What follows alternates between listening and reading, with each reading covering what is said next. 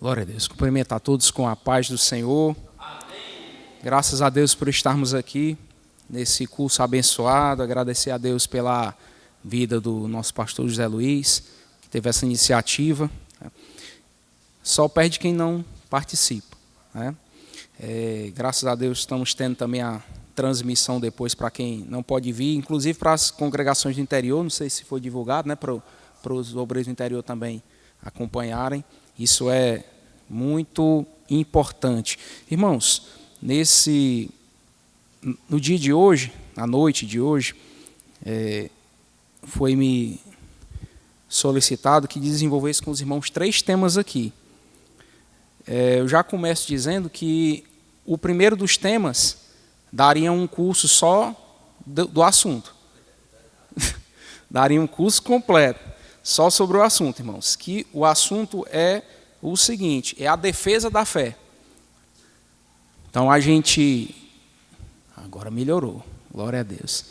A gente aprender a defender a nossa fé diante das objeções que alguém pode levantar. Às vezes você vai pregar para alguém. Quando a gente vai evangelizar, a maioria de nós, quando vai evangelizar, parte da premissa de que a pessoa com quem a gente está conversando, está pregando, estou falando de evangelização no aspecto individual, né? Você está falando para alguém, para uma pessoa em específico, não está pregando, né, para um grupo de pessoas. Você vai fazer uma evangelização individual e quando a gente fala aqui da Bíblia, a gente está partindo da premissa de que a outra pessoa crê que Deus existe, crê que a Bíblia é a palavra de Deus. Então, você já está partindo desse pressuposto. Mas a gente tem que pensar também que, às vezes, a gente se depara com pessoas que não creem na existência de Deus. Ou que têm dúvidas, será que a Bíblia é simplesmente um livro? Só um livro de sabedoria, um livro que traz conselhos? É inquestionável, até as pessoas que não acreditam no fato de a Bíblia ser sagrada e inerrante, como nós acreditamos, até essas pessoas, elas, ao lerem determinados trechos da Bíblia, elas encontram ali, no livro de Provérbios, por exemplo, muitos ensinamentos práticos para o dia a dia. Então, são coisas que você pode aplicar no dia a dia.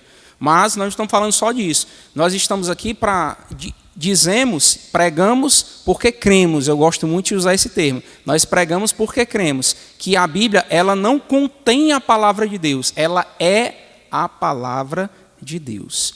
E que ela, na sua totalidade, ela não contém erros, né? Ela é inerrante e infalível. O que está escrito lá, com certeza vai se cumprir, ou já se cumpriu, porque ela é a palavra de Deus e nós cremos que Deus não mente. Ele é o Todo-Poderoso e Ele não mente. Então, o que está escrito lá, com certeza vai se cumprir. Irmãos, e aí, esse primeiro tópico aqui, como eu falei para os irmãos, daria um curso completo só sobre esse assunto. E a gente não esgotaria o assunto, porque o assunto é realmente muito extenso. Mas, vou tentar aqui trazer para os irmãos alguma coisa que auxilie na hora de a gente pregar o evangelho para alguém, né?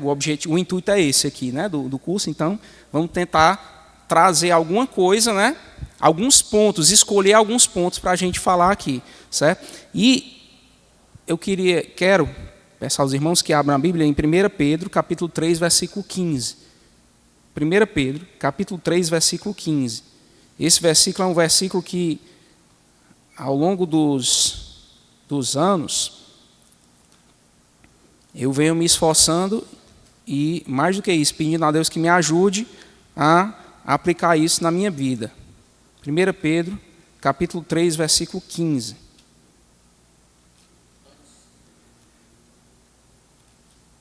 Que diz, eu vou ler aqui, mas eu sei de cor, mas vamos lá. Capítulo 3, 1 Pedro, capítulo 3, versículo 15. Diz, antes santificai a Cristo como Senhor em vosso coração. E a parte que eu queria dar ênfase aqui para a aula de hoje, né? Antes santificar a Cristo como Senhor em vosso coração, e a parte que tem a ver com o ensino que a gente vai ministrar aqui é essa. E estais sempre preparados para responder com mansidão e temor a qualquer que vos pedir a razão da esperança que há em vós. santificai a Cristo como Senhor em vosso coração. É uma palavra forte, importantíssima. E a segunda parte do versículo é sobre ela que nós iremos nos debruçar essa noite. É atendendo a esse comando que nós iremos conversar um pouco aqui com os irmãos. Certo? Então, estais sempre preparados para responder com mansidão e temor. Não é para ficar brigando. Não é porque tem gente que, às vezes, encontra alguém que pensa diferente, que não crê no Evangelho e quer, às vezes, até meio grosseiro, quer obrigar a pessoa a acreditar. Com mansidão e temor. Calma, não vá perder a amizade por causa de uma discussão. Às vezes, até entre grupos evangélicos que pensam diferente, às vezes existe contenda por conta de visões diferentes da Bíblia Sagrada. Deus nos guarde disso. Responder com mansidão e temor a qualquer que vos pedir a razão da esperança que há em vós. Se alguém chegar para você e disser, por que você é crente? Por que você diz que servir a Jesus é tão bom? Esse Deus, como é que você sabe que esse Deus que você serve, ele realmente existe? Como é que você sabe que a Bíblia Sagrada não é um livro como outro qualquer? Precisamos estar preparados para responder com mansidão e temor a esse tipo de pergunta. Irmãos? Então, quando a gente propõe pregar o Evangelho, a gente tem que entender que nem sempre a pessoa que vai ouvir o Evangelho, ela vai ter o conhecimento que a gente tem pela experiência que tivemos, pelas pregações que nós já ouvimos, pela leitura que fizemos da Bíblia. Então a gente tem que ter paciência. Usar o linguajar, a gente falou aqui na aula passada, usar o linguajar apropriado, não usar termos que a gente usa aqui na igreja, que as pessoas lá de fora não entendem. Então, trazer a explicação de uma forma que a pessoa compreenda, que seja compreensível para ela. E Jesus nos ensinou isso quando esteve aqui na terra, porque ele falava por meio de parábolas. Trazia coisas do dia a dia, acontecimentos, situações do dia a dia daquelas pessoas para que elas entendessem a realidade do reino de Deus. Ele explicava por meio de parábolas. E aí, irmãos, aqui nós estamos fazendo uso, ao falarmos da defesa da fé, estamos fazendo uso da apologética cristã. O que é essa apologética cristã? Uma disciplina, vamos dizer assim, que trabalha exatamente a forma como você vai defender a sua fé, defender a doutrina em que você crê. A palavra é a mesma usada para o caso, por exemplo, de um tribunal em que um advogado está diante de um juiz, ou às vezes diante de um júri, e ele vai usar argumentos para defender o seu cliente. Da mesma forma aqui, a apologética cristã é como se nós estivéssemos funcionando como advogados, e estivéssemos diante de alguém que está julgando a nossa fé, e nós vamos argumentar com aquela pessoa para mostrar que a fé que nós professamos, ela não é algo que não tem sustentação, que a gente não pode sustentar por meio de argumentos. Não adianta a gente chegar para alguém e dizer simplesmente que eu creio que isso existe. É fundamental a gente crer.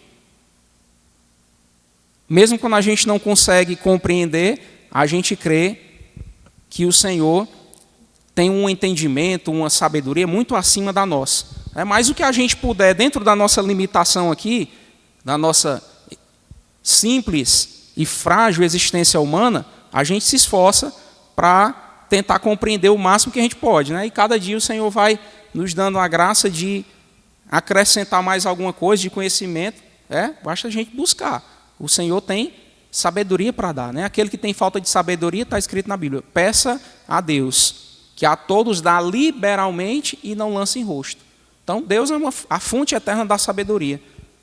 O temor do Senhor é o princípio da sabedoria. E nosso Deus é a fonte inesgotável de sabedoria para nós. Certo? Então, irmãos, alguém pode chegar à pergunta: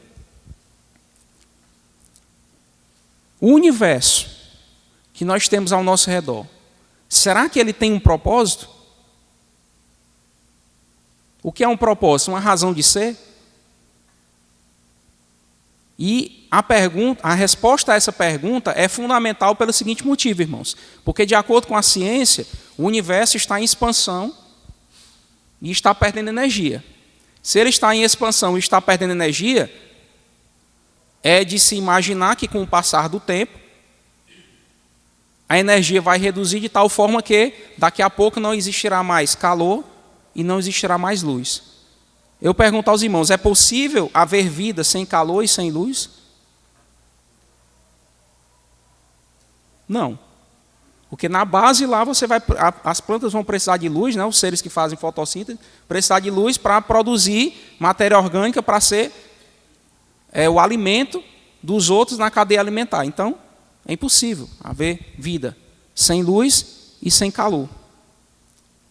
Aí eu pergunto, então, se Deus não existe, como acredita o ateu, qual é o propósito do universo, se Deus não existe? Se tudo vai acabar um dia, qual é a finalidade de nós estarmos aqui?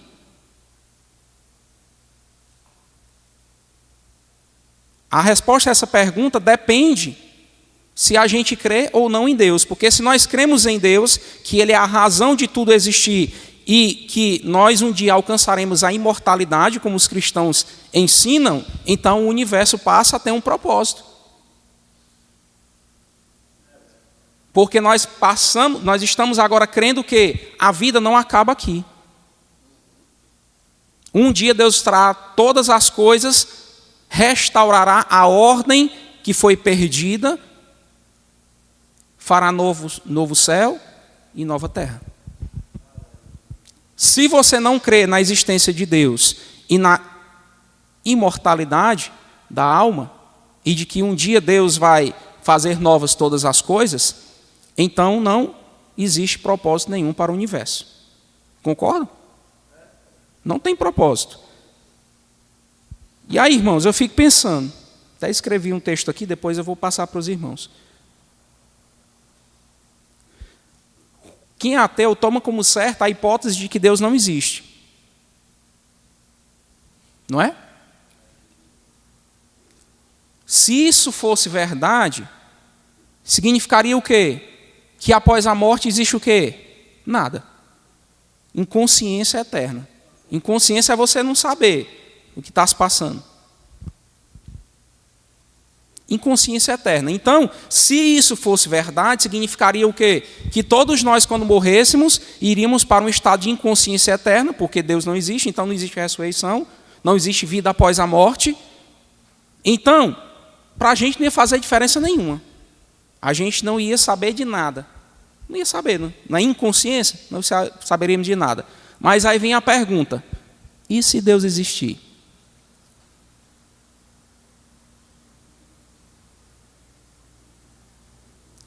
Aí, aquele que na primeira hipótese não saberia de nada, vai saber para sempre que estava errado quando estava aqui na terra. E mais ainda, sofrerá eternamente as consequências da hipótese errada que ele admitiu quando estava aqui na terra. Aí eu pergunto, vale a pena fazer uma aposta tão alta valendo a eternidade? Eu não apostaria. Porque se você tiver certo, não tem problema, né? Você nunca vai ficar sabendo. Mas se tiver errado, você vai saber claramente para sempre que você estava errado e vai sofrer as consequências, né? Como diz em Mateus, capítulo 25, versículo 41. Mateus 25, 41. Fala da consequência de quem não serve a Jesus.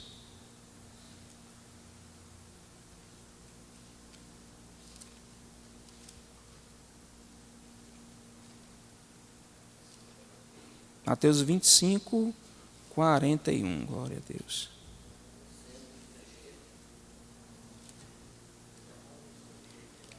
Isso, é isso mesmo.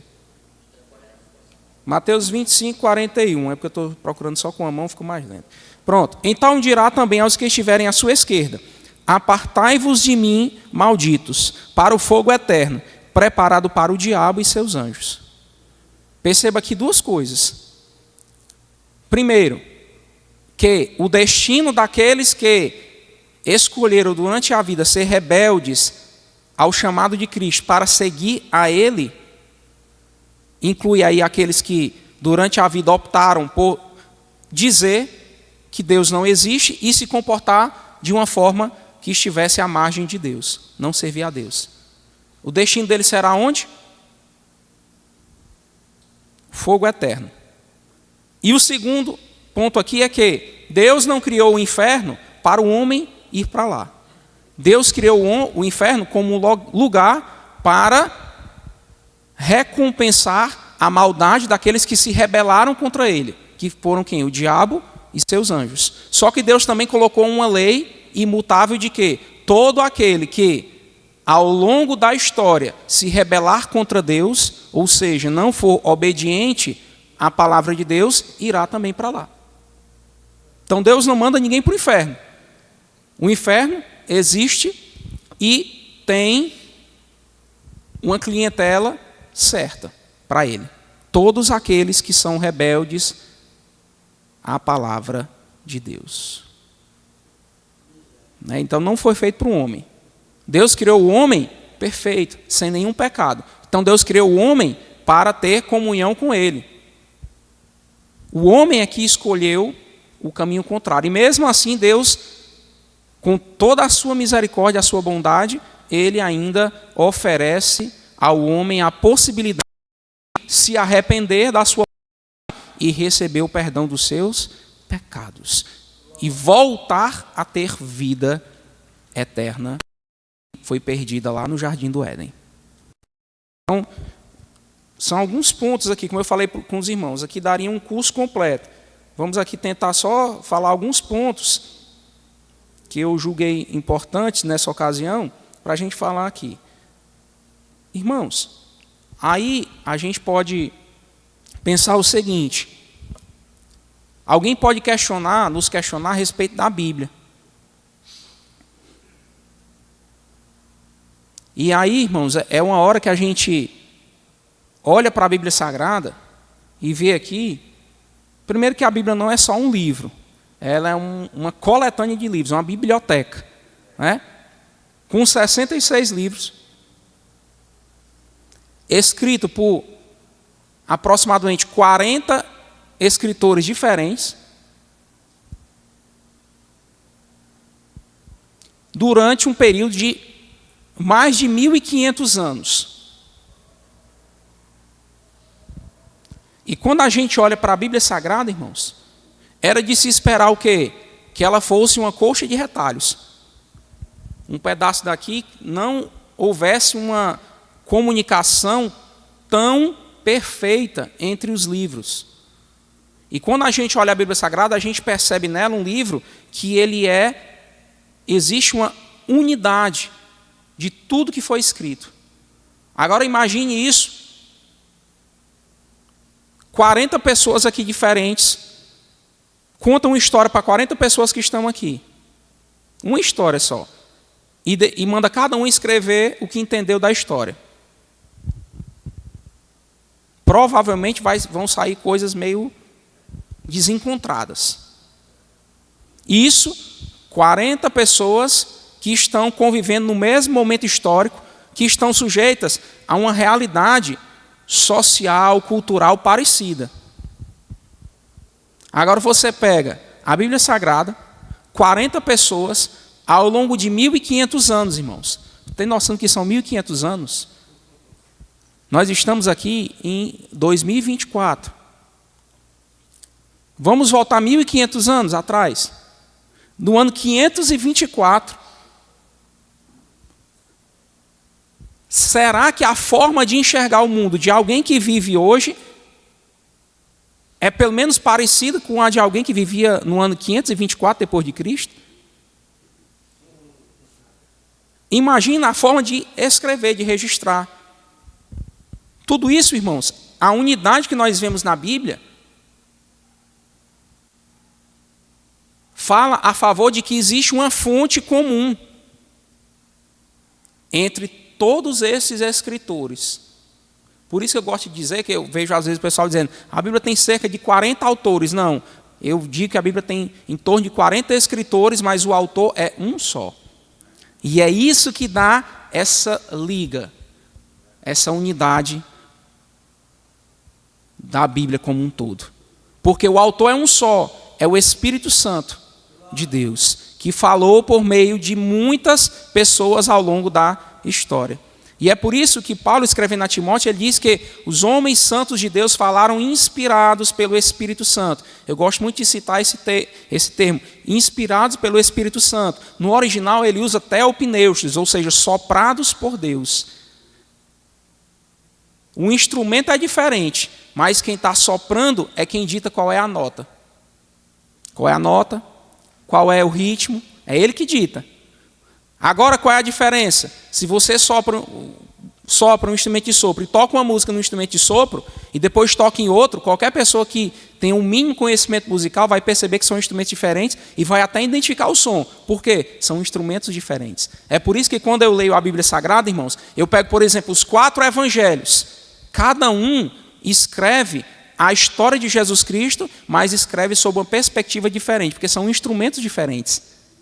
Então, o som que sai é diferente. Você percebe o timbre, né? Dá um timbrezinho diferente. É para quem gosta de música, né? Exato. Bem diferente. Você identifica o instrumento. Então, é diferente. A forma como Paulo escreve é diferente da forma como Pedro escreve. Nos evangelhos, a forma como Lucas escreve é diferente do evangelho escrito por Marcos, é diferente do evangelho escrito por Mateus. Mas, quando a gente olha, irmãos, a unidade desses 66 livros é algo impressionante. E a gente tem que pensar que foram cerca de 40 autores escrevendo num intervalo de tempo de 1.500 anos. E nós vemos como as várias partes da Bíblia se comunicam. Culturas diferentes, história de vida diferente. E muitos deles não tiveram acesso ao que o outro escreveu, para combinar.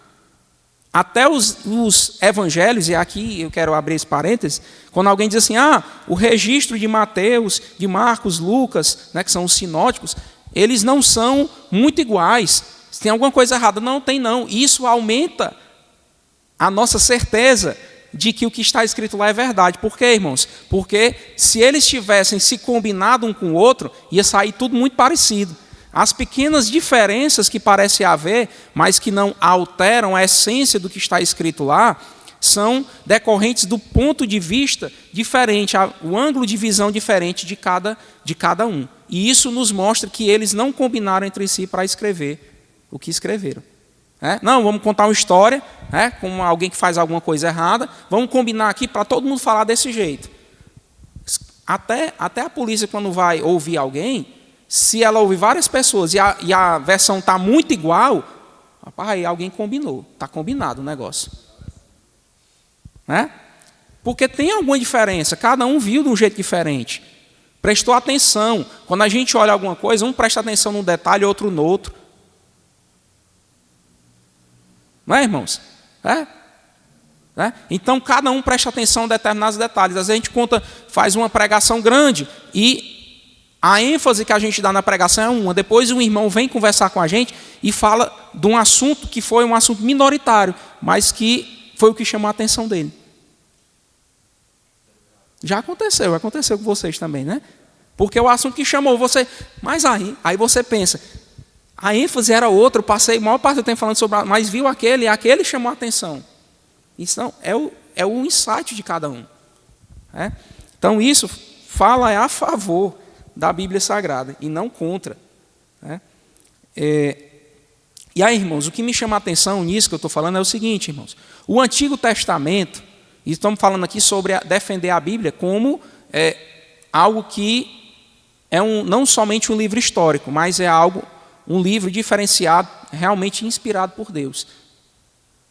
Existem catalogados, irmãos, mais de 300, vou repetir, existem catalogadas mais de 300 profecias no Antigo Testamento sobre Jesus. Sabiam disso?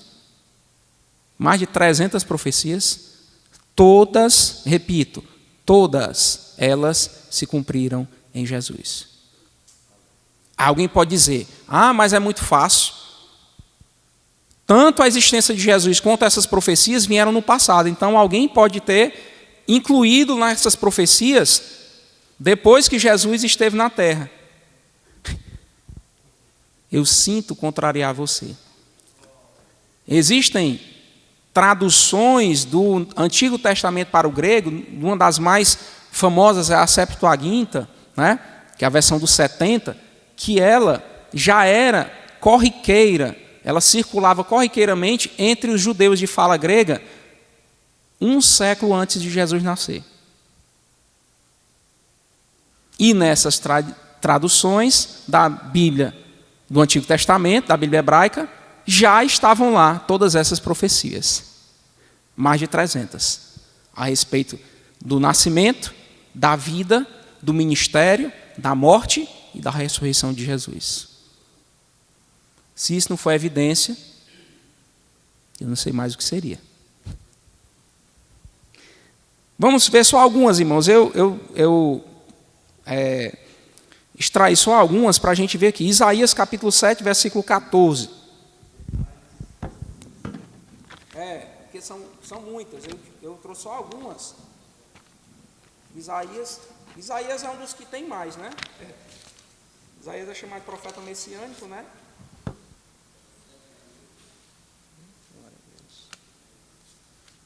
Isaías 7, 14. Olha o que diz. Portanto, o mesmo Senhor vos dará um sinal. Eis que uma virgem conceberá e dará à luz um filho. E será o seu nome? Emanuel. É normal uma virgem conceber? Como é que alguém fica grávida sendo virgem?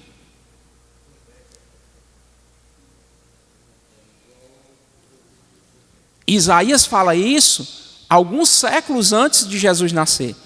Eu vou dar um sinal a vocês. Uma virgem vai conceber. Uma virgem vai ficar grávida. E o nome do menino será Emanuel, que significa Deus conosco. E já estava escrito e bem documentado em vários registros muito antes de Jesus nascer. Como eu falei para os irmãos. Deixa eu ver. Zacarias capítulo 9, versículo 9. Vamos citar só alguns aqui, porque tem mais coisa para a gente. Zacarias é o penúltimo livro do Antigo Testamento.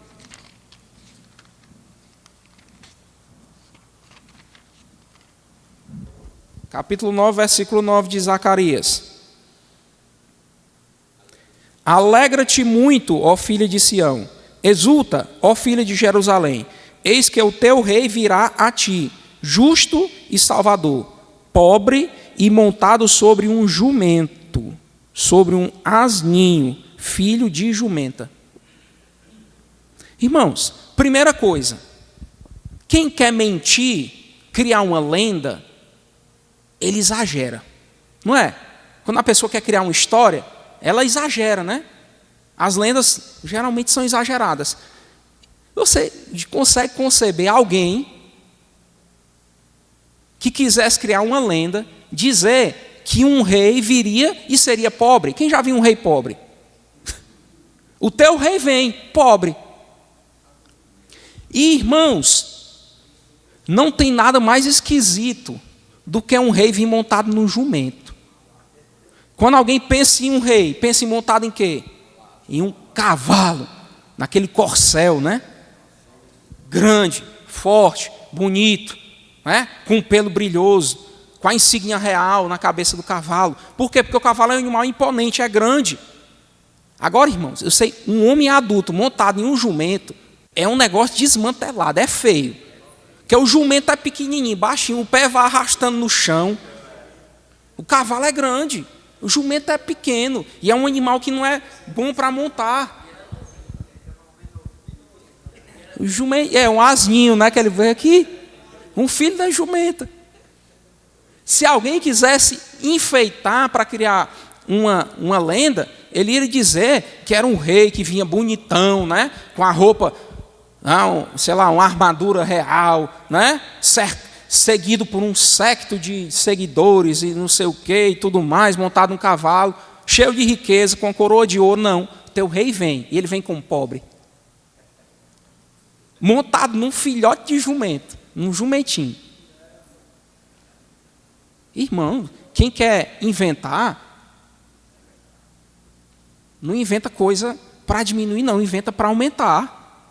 Sem contar que isso aqui foi escrito, como eu falei para os irmãos, já havia registros antes, muito antes de Jesus nascer. Jesus nasce, cresce e perto de morrer, na sua última semana, ele entra em Jerusalém montado no jumento. E a multidão grita: hosana nas alturas, bendito o rei, olha aí, bendito o rei que vem em nome do Senhor. Cadê a coroa do rei? Não tem. Cadê o cavalo? Também não tem. Ele vem como pobre montado no jumento. Se isso não for servir de evidência da veracidade da Bíblia e de o fato de que o mesmo Deus, o Espírito Santo, que inspirou os escritores do Antigo Testamento, inspirou os do Novo Testamento. Aí tem mais, irmão, mais profecias aqui. Salmo capítulo 16. Agora nós vamos falar três textos do livro de Salmos e depois a gente vai continuar aqui. Salmo, como eu falei, são mais de 300 profecias, irmãos. Então, se a gente fosse, passaria a noite todinha aqui e não ia terminar. Salmo capítulo 16. Glória a Deus.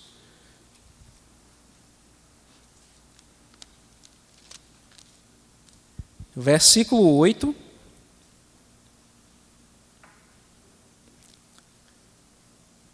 Até o versículo 10. Tenho posto o Senhor continuamente diante de mim, por isso que Ele está à minha mão direita, nunca vacilarei. Portanto está alegre o meu coração e se regozija a minha glória. Também a minha carne repousará segura, pois não deixarás a minha alma no inferno, nem permitirás que o teu santo veja corrupção. Esse versículo é tão importante que o próprio Jesus fala. Perdão, no Novo Testamento, né, se fala a respeito, ele diz assim, acho que foi Pedro que falou: irmãos, me permitam dizer a respeito do patriarca Davi, que ele morreu e a sua sepultura ainda está aqui. Então esse salmo não fala de Davi. Não fala de Davi. Fala de Jesus. Tenho posto o Senhor diante de mim, e Ele não deixará minha alma no inferno, ou no Hades, tem outras traduções, nem permitirás que o teu santo veja corrupção. Ele diz: seja-me permitido falar isso a respeito do patriarca Davi. Com todo respeito ao patriarca Davi, ele estava falando para judeus. Deixa eu dizer uma coisa, ele morreu, e a sua sepultura está até hoje no meio de nós. Então, não é dele que ele está falando. Nem permitirás que o teu santo veja a corrupção. Davi viu a corrupção, está morto. Então não é dele que ele está falando aqui no livro de Salmo. Salmo 22. Esse faz um retrato, na verdade um filme, né, sobre o que aconteceu com Jesus. Salmo 22, versículo 14. Salmo 22, versículo 14. Como água me derramei, e todos os meus ossos se desconjuntaram. O meu coração é como cera e derreteu-se dentro de mim. Eu vejo isso aqui, vejo Jesus lá no Getsemane, né? O coração dele, angústia gigantesca, ele diz que é como uma cera diante do fogo que está se derretendo. Tamanho sofrimento. De tal forma que a Bíblia relata que o suor de Jesus se transformou em grandes gotas de sangue, que é uma situação extremamente incomum, mas descrita na literatura médica, que acontece quando a pessoa está submetida a estresses descomunais. E está registrado na Bíblia, eles não tinham conhecimento disso na época, para achar que foi combinado, né? E Jesus teria o que se chama de hematohidrose, né? A pessoa suar sangue. Capítulo 22 ainda, versículo 15. Olha o versículo 15 ao 18. A minha força se secou como um caco, e a língua se me pega ao paladar, e me puseste no pó da morte. Pois me rodearam cães, o ajuntamento de malfeitores me cercou, traspassaram-me as mãos e os pés. Poderia contar todos os meus ossos, eles veem e me contemplam, vendo um monte de gente vendo aquele espetáculo. A língua pegando ao paladar, o que é isso? Seco, sede, muita. Aí o versículo 18, repartem entre si as minhas vestes e lançam sorte sobre a minha túnica. Mas tu, Senhor, não te alongues de mim, quando Jesus clama, Deus meu, por que me desamparaste? Não te alongues, não te afaste de mim. Força minha, apressa-te em socorrer-me. Salmo 69, versículo 21. Porque não adianta, eu trouxe algumas, irmãos, para ilustrar algumas dessas profecias. Não adianta eu chegar aqui e dizer para os irmãos, tem mais de 300 profecias. Depois mostra pelo menos uma, né? Já que tem esse monte. Então, algumas aqui para a gente ver, irmãos. Salmo 69, versículo 21.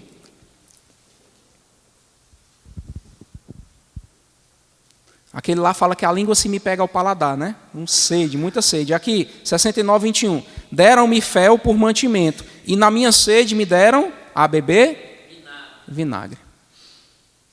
Então, irmãos, é uma riqueza de detalhes profetizados a respeito de Jesus. E essas profecias se cumpriram, cada uma delas se cumpriu na vida de Jesus Cristo. E teria aqui um monte para a gente citar aqui, mas citamos algumas que eu acho que essas já são suficientes para os irmãos verem o que é que nós estamos falando aqui. Então, irmãos, imagina aí, falando em termos matemáticos mesmo, certo? A probabilidade de uma profecia dessa se cumprir com alguém, aleatoriamente no mundo todo. Quando você imagina, já é pequena. Qual é a probabilidade de um rei, vou dar um exemplo aqui, ser pobre? Qual a probabilidade de um rei ser pobre? Praticamente zero. Que rei é esse? Que é pobre. Imagina os súditos, como é que vão ser, né? Então, qual a probabilidade de um rei pobre? Praticamente zero. E que vem montado num jumento. Praticamente zero. Aí quando você pega uma profecia dessa, a probabilidade de acontecer um evento, junto com outro, com mais outro, com mais outro, com mais outro, você vai multiplicando, irmãos. Só que você está multiplicando números menores do que 1. Quando você multiplica números menores do que 1, à medida que você multiplica, o número resultante, a gente pensa em multiplicação em aumentar, né? A gente até fala, multiplicou os pães e os peixes, aumentou os peixes. Mas se você multiplicar números menores do que uns pelos outros, quanto mais você multiplica, mais o resultado é menor. Mais o resultado diminui. Menor é o resultado. Mas o resultado é menor. Perdoei, mas menor é o resultado. Porque você está multiplicando números menores do que 1. Então, a probabilidade quase zero de um rei ser pobre e vir montado num jumento. Junto com a probabilidade de acontecer tudo isso aqui, esse rei ter as mãos e os pés perfurados, esse rei estar com sede e pedir vinagre, a probabilidade de esse rei nascer, ser filho de uma virgem, é quase zero também.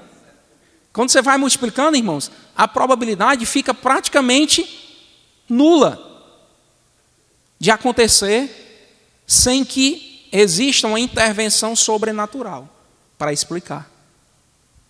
E todas elas se cumpriram em Jesus.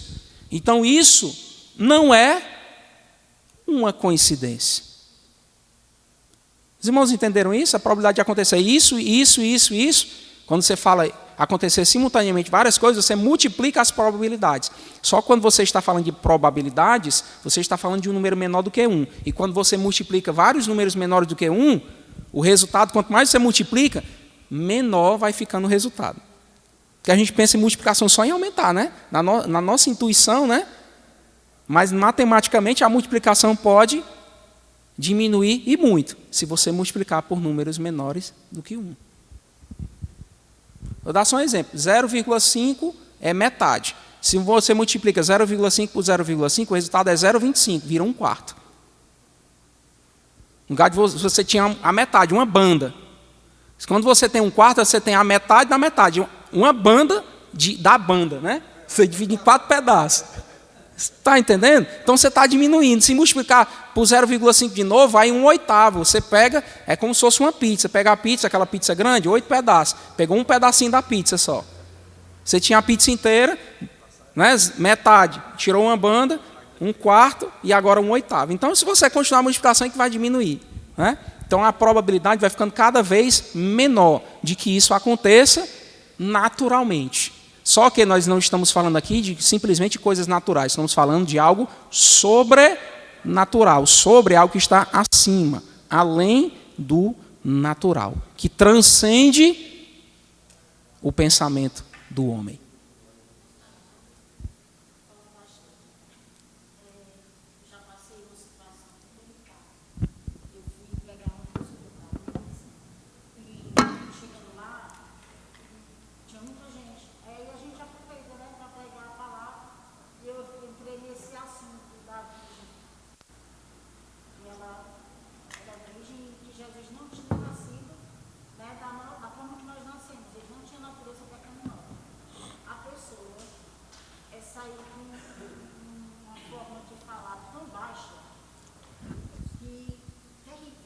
É complicado. Irmãos, é difícil. Aí, irmãos, outra coisa que a gente tem que trazer, quando a gente vai conversar com essas pessoas, tem que trazer a argumentação para mostrar para ele, né?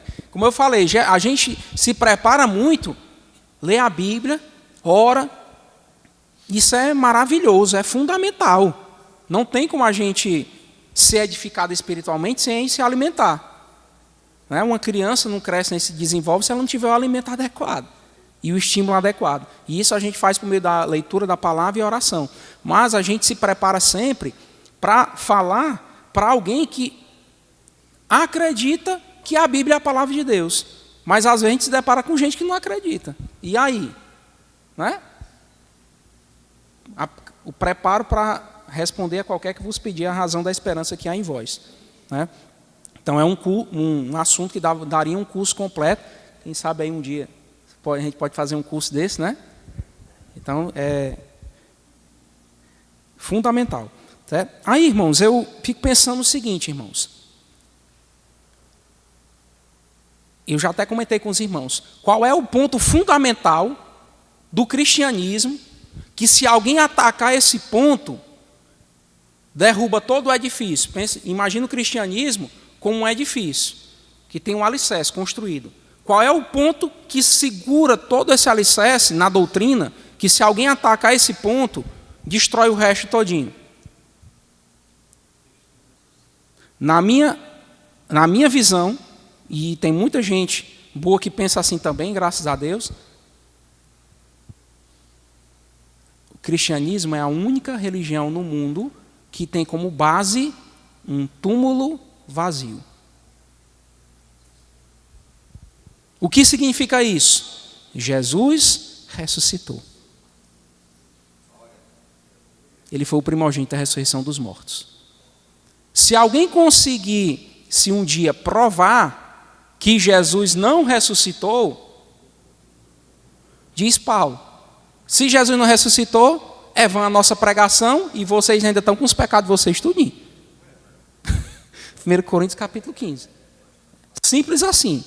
Estamos trabalhando em vão. Estou sofrendo em vão. Apanhei em vão, estou preso em vão. Né?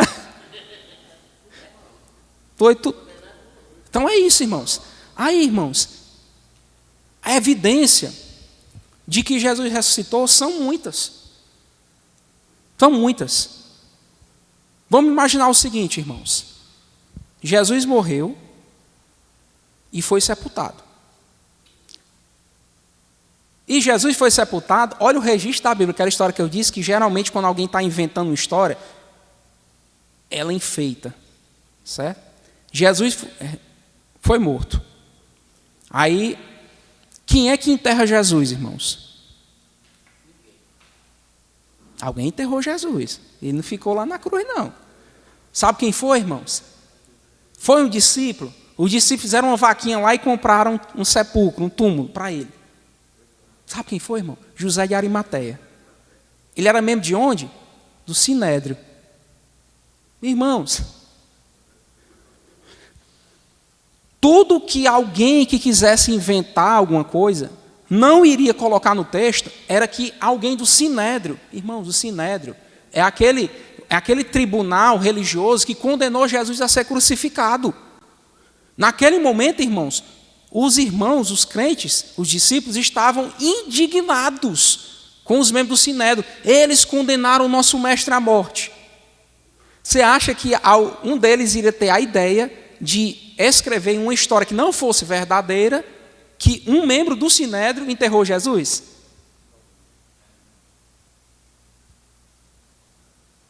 Não, de forma nenhuma.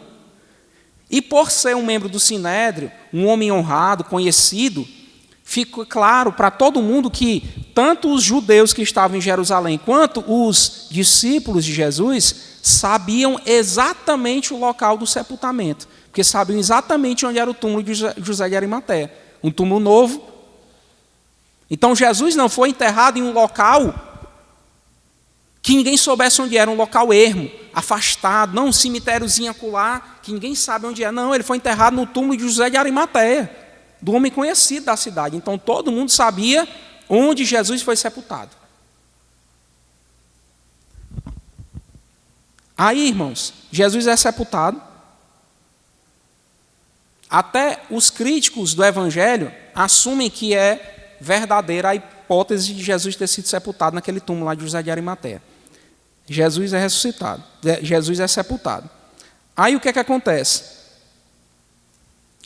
Depois de 3 dias, contando 3 dias da forma que os judeus contam o tempo, Jesus ressuscitou. E como é que vocês sabem que Jesus ressuscitou? Pelo registro da Bíblia Sagrada. Aí a Bíblia registra quem foi a primeira pessoa que viu Jesus, o túmulo vazio, que viu que o túmulo estava vazio. Foi Pedro, foi João. Irmãos, repetindo, quem quer inventar uma história, enfeita a história. Se alguém que quisesse impressionar o leitor tivesse escrito a história, não fosse verdade, o que é que ele teria dito? Pedro foi o primeiro a ver Jesus ressurreto. Pedro ou João, ou os dois juntos. Aí o que acontece, irmãos? Quem viu Jesus primeiro? As mulheres. Sabe o que isso significa, irmãos? E porque isso reforça a verdade da ressurreição? Porque, irmãos, naquela época, e a gente pode ver isso em registros de vários historiadores, Flávio José e tudo mais, uma mulher, o depoimento, por exemplo, o testemunho de uma mulher diante de um tribunal nem era aceito. Faz um julgamento aqui diante de um juiz e tem testemunha. Tem um homem dizendo uma coisa e uma mulher dizendo o contrário. Não, então o testemunho da mulher nem precisa trazer, porque não vai ser levado em consideração. Não tinha valor um testemunho da mulher.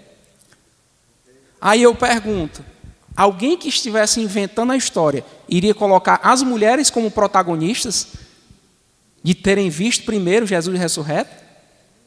Por que é que quando as mulheres foram dizer, os apóstolos não acreditaram? Além de eles acharem que era... Não pode, não é possível. Ainda foram as mulheres contando, não tem valor nessa conversa. Não é, irmãos? Então, se alguém quisesse inventar, não colocaria as mulheres, nem colocaria José de Arimateia como o dono do sepulcro. Mais uma coisa, irmãos. Jesus ressuscitou após 3 dias. Certo? O que é que acontece quando Jesus ressuscita? Todo mundo sabia onde é que Jesus... Era público o local onde Jesus havia sido enterrado. Público, eu digo de conhecimento público. Todo mundo sabia, porque era um homem, como eu falei, conhecido, um homem honrado. A Bíblia diz que ele era um homem honrado, né? Então, era um homem poderoso. entre os judeus, então todo mundo sabia onde era. De repente as mulheres chegam com um relato, colocaram guardas lá na porta do sepulcro.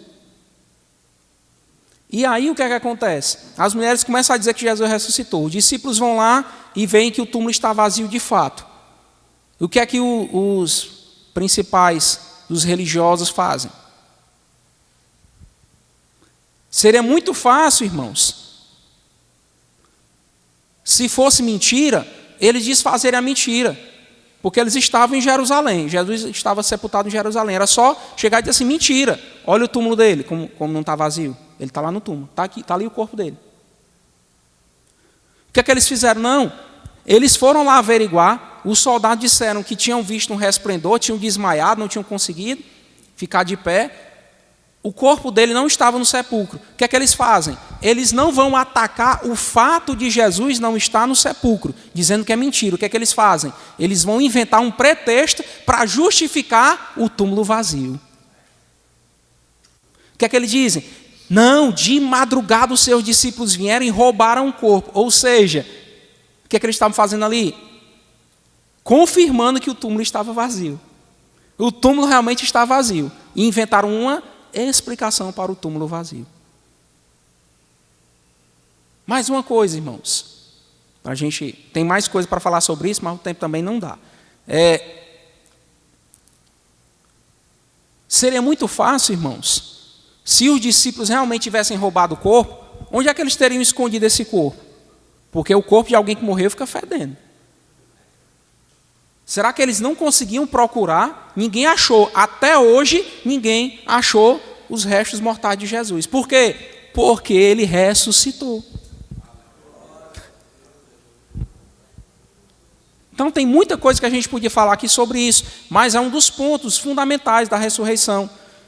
A Bíblia fala sobre isso e o testemunho fala também sobre isso. Outra coisa sobre a ressurreição de Jesus, irmãos, que até eu escrevi aqui no texto, 1 Coríntios capítulo 5, versículo 6.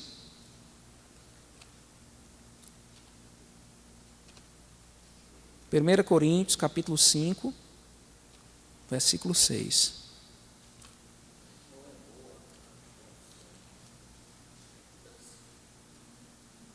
Oh, Jesus, peraí. Acho que é 15, irmãos, perdão. Me perdoe. Pronto. Que fala da ressurreição. Está falando de Jesus, né?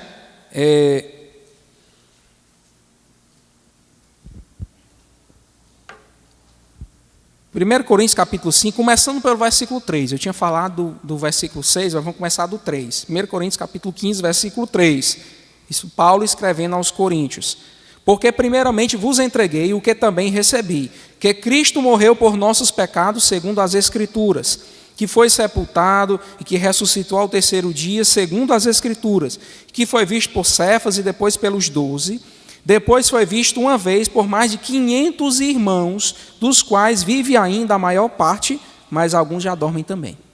Primeiro, irmãos, o que Paulo está dizendo aqui? Vos entreguei o que recebi. Essa expressão lembra que Paulo, ele foi criado aos pés de Gamaliel, instruído na lei, fariseu, então ele tinha conhecimento do vocabulário rabínico. Aqui ele pega emprestado uma expressão do vocabulário rabínico. Eu recebi o que também vos entreguei. Paulo está mostrando aqui o quê? Que existe uma tradição que eu recebi e que estou passando para vocês. E essa tradição está baseada nas Escrituras, que ele diz. Cristo morreu segundo as Escrituras, foi sepultado e ressuscitou segundo as Escrituras. Então já existia no tempo de Paulo registros por escrito dessa história, da morte, da ressurreição ao terceiro dia. E Paulo diz, eu recebi e estou passando. E a forma como Paulo escreve aqui, não, essa forma que está escrita aqui, não é o jeito de Paulo escrever. Então dá a entender que Paulo realmente está fazendo uma citação de algo que ele leu, que já circulava entre os irmãos. E aí ele diz o seguinte, Pedro viu Jesus ressurreto. Os discípulos, os apóstolos viram. E depois teve uma vez que Jesus apareceu a um grupo de mais de 500 irmãos, dos quais, no tempo que Paulo escreveu, dos quais ainda vive a maior parte. E isso Paulo falando quando ele estava vivo. Eu pergunto aos irmãos, se Paulo estivesse escrevendo algo aqui que não fosse verdade, ele não teria muito a perder em credibilidade se ele estivesse mentindo? Quando Paulo se coloca dessa forma, se expõe dessa forma, mostrando que recebeu, que mais de 500 irmãos haviam visto Jesus ressurreto, ele está mostrando que é algo, e que a maioria deles ainda estava vivo. Paulo está dizendo, olha, pode perguntar lá a eles.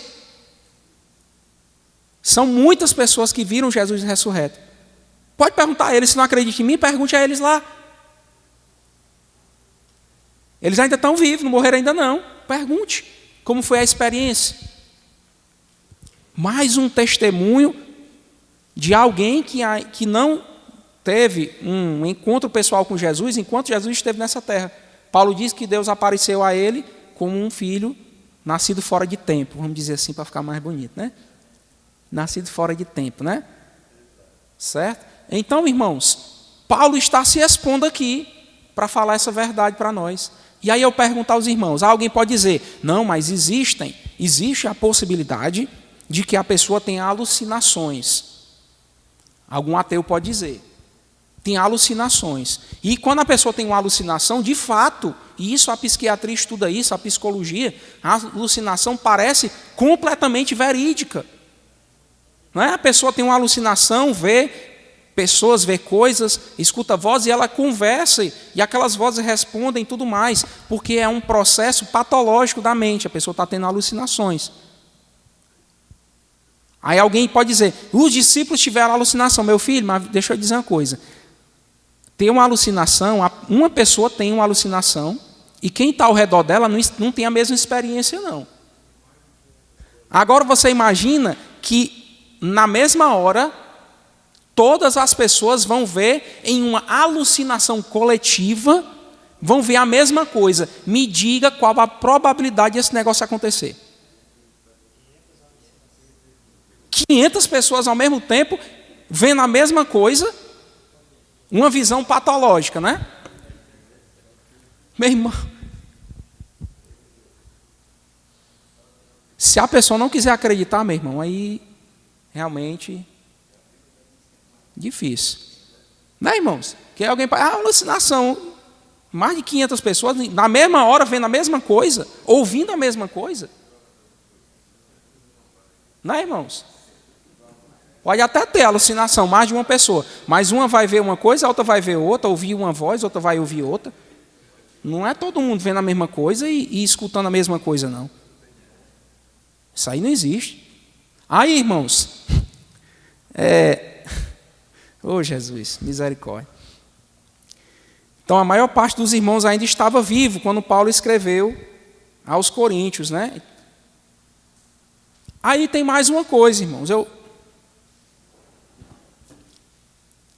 Algo que é inquietante. Os discípulos começaram a pregar que Jesus ressuscitou. E que ele era o único que pode dar ao homem, restituir o homem à condição de comunhão com Deus. Né? Quando os discípulos pregam, são usados para curar aquele coxo que estava à porta do templo, eles entram no templo, são pegos pelos principais do templo e dizem, olha, não pode mais pregar, falar sobre Jesus, não vamos fazer nada com vocês não, mas vocês não podem mais falar. Aí o que é que Pedro diz? Julgai se é mais conveniente ouvir a vocês ou a Deus, porque nós não podemos falar do que temos visto e ouvido. Não podemos deixar de falar. E aí ele diz também o quê? Que há um só Deus e um só mediador entre Deus e o homem, Jesus Cristo. Então, irmãos, aí o que é que acontece? Aí o cerco se aperta. Os discípulos começam a ser perseguidos, maltratados, alguns mortos.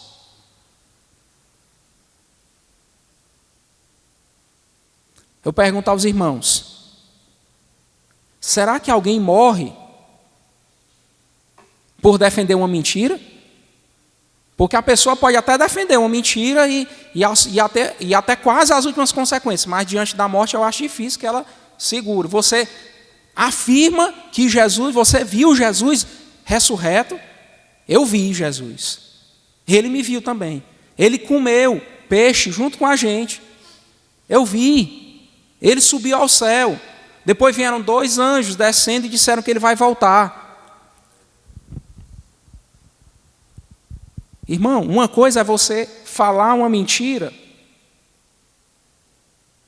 e isso aparentemente não custar nada para você.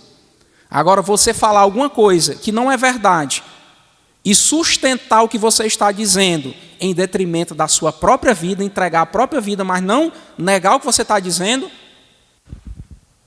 eu acho muito improvável, quase impossível. Beirando o impossível, estou falando uma pessoa fazer isso. Agora imaginemos centenas e milhares de pessoas fazendo isso, entregando a vida e sustentando. Jesus ressuscitou. Jesus mudou a minha vida. Jesus é o Filho de Deus. E a pessoa não nega. Se isso não for evidência da ressurreição de Jesus, eu não sei mais o que é, não. Porque se fosse uma mentira, era muito fácil. Né? Defende por um período lá, mas quando vem, na hora do aperto, cada um para o seu lado. Não. Perseveraram. Eu morro, mas não nega Jesus. Está aqui o leão. Vamos colocar você aqui no Coliseu. O leão está vindo para lhe devorar. Há relatos de que alguns mártires corriam em direção ao leão, porque queriam chegar mais rápido lá no céu. A reação normal é a pessoa fugir, sair correndo. Eles corriam em direção ao leão, para despedaçar logo, para chegar mais rápido. Encurtar o caminho, o tempo. Hein? Aí você imagina que a pessoa fazia isso por uma brincadeira? Por uma mentira? Nunca. Nunca. Ainda mais várias e várias pessoas, centenas de pessoas. E se isso não for evidência da ressurreição de Jesus, eu não sei mais o que é. Que teríamos muito mais assunto para falar, irmãos, mas é basicamente isso. São assuntos que geralmente a gente não fala nos cultos normais, né? A gente tem os outros assuntos, a gente tem mais tempo para falar. Certo, irmãos? Ficou claro, irmãos, até aqui? Claro, irmãos, tem alguma dúvida, algum comentário sobre o assunto? Não? O outro assunto, irmãos, agora nós vamos correr mais rápido, né? Persistindo mesmo sem ver frutos aparentes.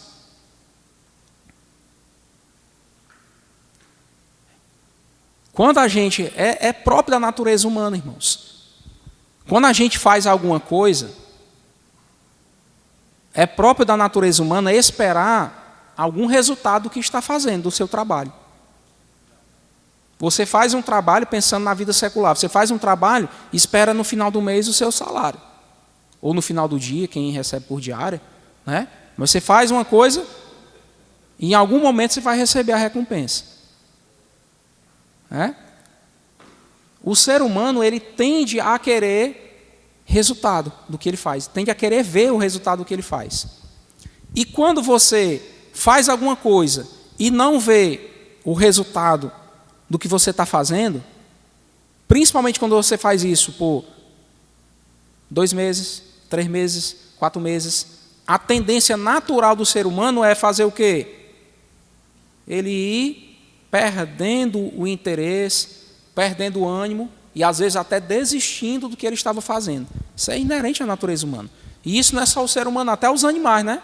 Quando você vai treinar um animal, você sempre associa ele fazer alguma coisa com uma recompensa. O treinamento de animal é baseado nisso. Né? Ele tem que ter uma recompensa por aquilo que ele fez. E o ser humano tem, de uma forma mais, vamos dizer assim, evoluída, não é? Uma forma mais sofisticada, pronto. Vou falar evoluído não, para não parecer outra coisa. Então, uma forma mais sofisticada, né? Ele também precisa da recompensa. E quando a recompensa vem rápido, melhor ainda, né? Que maravilha, né? Quando isso já vem desde a infância. Recompensa imediata. né? Um bebezinho, está com fome e chora. Demora muito a vir o leitinho para ele? É, bem rapidinho, né? O bebezinho chora, corre logo para ver. Será que é a fralda que está suja? Será que está com fome? Será que está com frio? E a recompensa é imediata. Então, ao longo do nosso desenvolvimento, a gente vai aprendendo a retardar um pouquinho a recompensa, né? A esperar um pouquinho. Vale a pena esperar um pouquinho.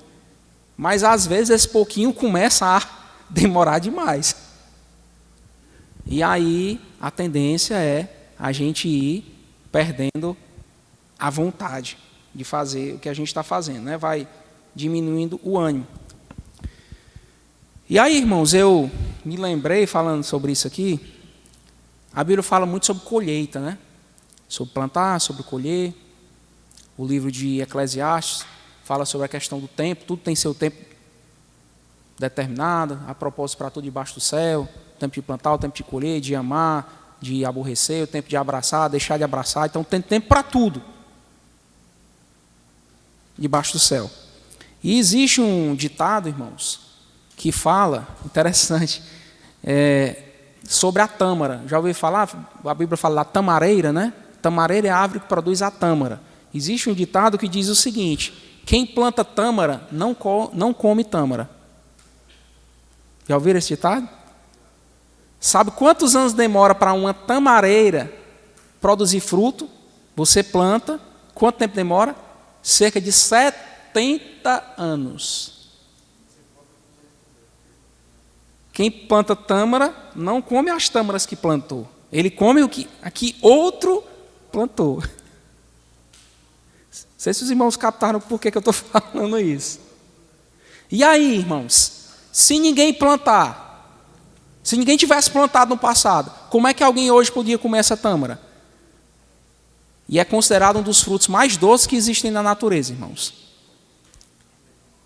É chamado caramelo da natureza. Caramelo não é doce, né? É o caramelo da natureza, é a tâmara. Aí, irmãos, o que acontece? Quem planta não colhe. E aí? Ninguém vai plantar, então ninguém come. Persistindo mesmo sem ver frutos aparentes. Precisa alguém lá no passado dizer: eu quero abençoar as gerações seguintes, vou plantar uma tamareira. Alguém vai comer esse negócio aqui. Meus netos, meus bisnetos, sei lá quem for. Eu não vou comer não. Mas alguém já plantou lá e eu estou me aproveitando. Então vou fazer minha parte também, plantar agora para alguém comer lá na frente. Aí, irmãos, para esse tópico aqui, quero que os irmãos abram a Bíblia em Tiago, capítulo 5, versículo 7.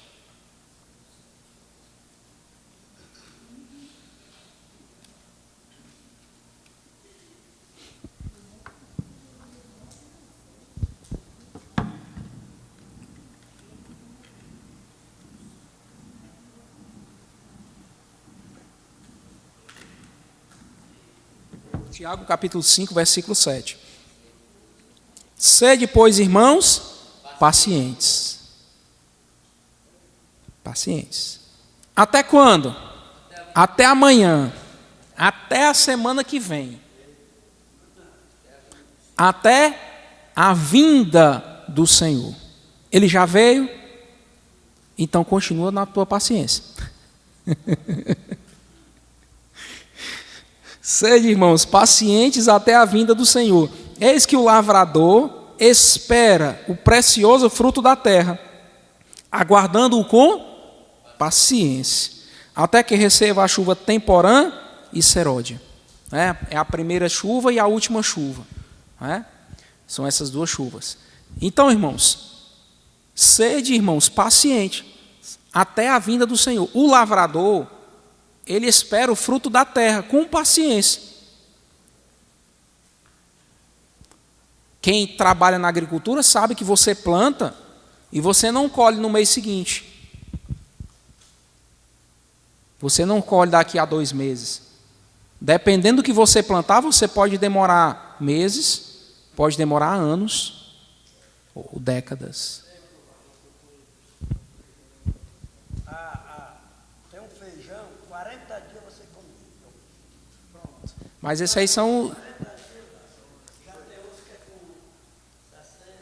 É. Pois é isso que eu estou falando, varia. 3 meses, né, o milho? Então, cada cultura tem um tempo de crescer e de estar pronto para a colheita, né? Tem coisa que você planta e só planta uma vez e só precisa cuidar depois, porque você colhe o fruto não precisa plantar de novo. E tem coisa que cada vez você tem que ficar plantando, né? Então, cada cultura é diferente que você faz na agricultura. Então, o lavrador que nós queremos mencionar aqui é que o lavrador espera o precioso fruto da terra. E o lavrador é alguém, não é o agricultor, não planta e deixa lá e pronto, fica em casa esperando. Ele não só planta, ele planta e vai lá cuidar. Precisa regar, precisa limpar as ervas daninhas ao redor, né? Precisa de cuidado. Todo dia ele está lá trabalhando e cuidando daquilo ali. Aguardando com paciência, colocar a expectativa dele lá na frente, de que a colheita vai chegar. E ele vai ter uma recompensa para o seu trabalho. Tiago está dizendo para nós o seguinte: olhe para o agricultor e pense o seguinte: a nossa colheita é só quando Jesus voltar. Então, vai trabalhando, aguarde com paciência até a vinda do Senhor. Ele não veio ainda, continua fazendo a obra, continua. Diz a Bíblia Sagrada que não nos cansemos de fazer o bem, porque a seu tempo receberemos, se não houvermos desfalecido. Perseverança é o segredo, não para, continua. E aí, a perseverança para alguém que não está vendo fruto aparente. Você olha, você faz a obra de Deus, agora trazendo para o dia a dia, né, do crente. Você faz a obra de Deus, você prega o evangelho e você não vê fruto. Continua pregando. Está orando por alguém da família para Deus salvar, mas parece que a coisa está ficando mais difícil, continua orando. Persevera. Às vezes você não percebeu, mas a semente já está germinando lá no coração. Às vezes a pessoa lá não quer dar o braço a torcer, mas a semente já está germinando no coração. Ele já está, como é que eu posso dizer, sofrendo. Quando ele olha para dentro dele, ele já começa a sofrer pelos seus pecados e reconhecer que é um pecador. Às vezes a palavra de Deus já está trabalhando e a gente nem percebe. E o que é que acontece? Se a gente desvanece, o processo para. Então, é importante perseverar, mesmo quando você não vê fruto aparente. Eu gostei dessa ressalva aqui. Você não está vendo fruto, mas às vezes ele já está lá. O fruto do seu trabalho. Mas não ficou claro, aparente para você. Mas Deus já está trabalhando. Então continua, persevera, persista, persistindo mesmo sem ver frutos aparentes. E aí, irmãos, Hebreus 11... Não vamos abrir a Bíblia aqui, porque os irmãos conhecem bem a história. Hebreus capítulo 11, do versículo 8 ao 10, fala que Abraão, pela fé, peregrinou em uma terra que ele haveria de receber por possessão. Andou nela, peregrinou, morreu e nunca teve uma casa. Eu estava até comentando um dia desse com os irmãos. Abraão morreu e nunca teve uma casa para dizer assim: essa é minha casa, pronto, está aqui a minha casa. Nunca teve. Plantou muita coisa lá, né? Muita tâmara. Aí, irmãos, então, Abraão não teve uma casa, né? Uma casa para ele botar uma varanda, armar uma rede, não teve. Mas ele morreu acreditando na promessa, perseverou. Não tinha nada aparente, nenhum fruto aparente do trabalho dele. Ele olhava, para começo de conversa, com quase 100 anos foi que ele teve um filho. Nem filho tinha, para ser o herdeiro dele. Aí Deus dá um filho e diz: em Isaac será chamada a tua descendência. E depois manda Abraão oferecer Isaac em sacrifício. Depois de 100 anos de espera, imagina aí, irmão, 100 anos de espera pela bênção. Aí ele recebe a bênção. Deus diz: pega agora o que eu te dei e me oferece. Depois de 100 anos esperando, irmão. Não é fácil não, irmãos. Então, persistindo. exemplos desses para a gente olhar para eles e servir de inspiração para nós nos dias de hoje, perseverar, mesmo não vendo fruto aparente. E aí, Hebreus capítulo 11, versículo 39, fala um trecho que eu acho interessantíssimo sobre os heróis da fé. Ele diz: todos estes, tendo testemunho pela fé, não alcançaram a promessa. Morreram e não receberam a promessa cumprindo na mão deles. Mas eles morreram sem desvanecer. Perseveraram.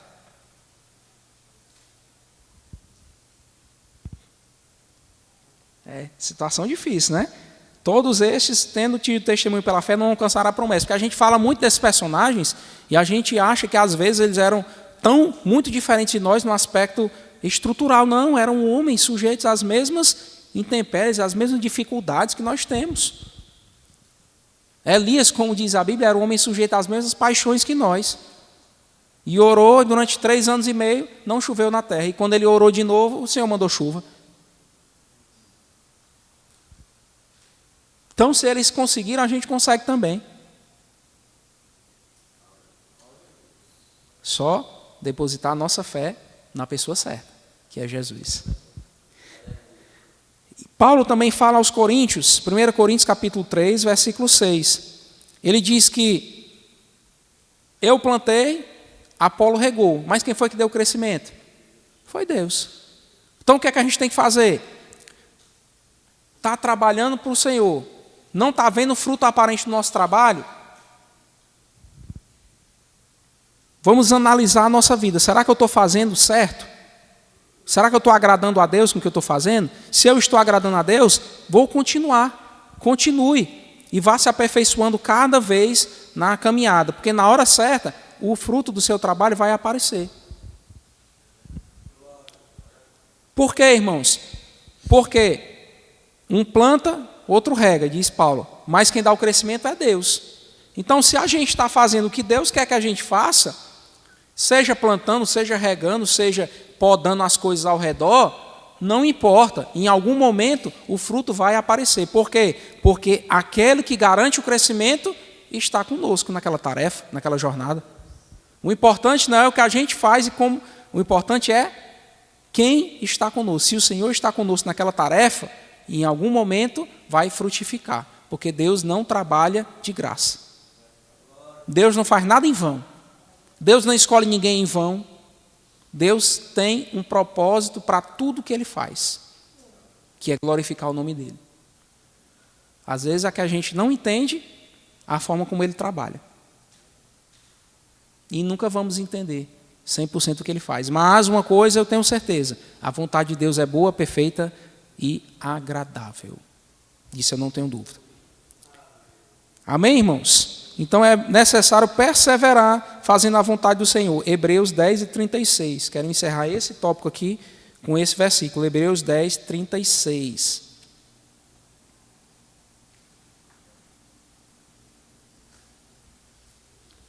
Encerrar. Começamos com o lavrador aguardando o fruto da terra, né? Tiago 5 e 7. Vamos encerrar com Hebreus 10, 36.